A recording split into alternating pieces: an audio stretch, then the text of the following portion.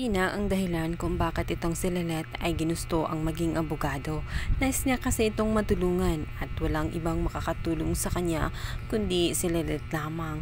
Kung kaya't gagawin niya ang lahat ng kanyang makakaya, mailabas lamang niya ang kanyang Tinang. Wala na siyang pakialam kung sino ang magiging kalaban niya, kahit na isa sa mabigat na abogado ang kanyang makakalaban dahil si Autor de Meredith lang naman. Susubok nga si Lynette ang pagkakataon dahil nga sa lahat ng magiging abogado na makakatunggal niya ay ito pang ang iniidolo niya.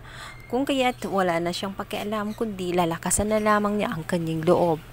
At dahil sa pagkakataong ito ay nais niya talaga na manalo nang sa ganun maserve ang justice na nararapat dito kay Tinang niya dahil alam naman talaga niya na self-defense lamang ang nangyayari.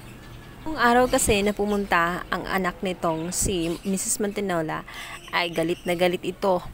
At nung pagkakataong yun ay pinipilit niya talagang palayasin ang pamilya ng mga Matias. Kung kaya't naroon itong si Lynette ay nagawa niyang kampihan ito. Ngunit si Tina nga hindi nga nakontrol ang kanyang sarili.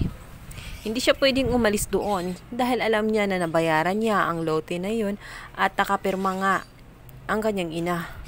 Kita ng lahat na halos saktan na nga sila ng anak nitong si Mrs. Montenola dahil napakasakim nito sa lupa at gusto pang pumasok sa loob upang ipasorbi na dahil gusto nang ibenta kahit meron pang tao na nakatira sa loob.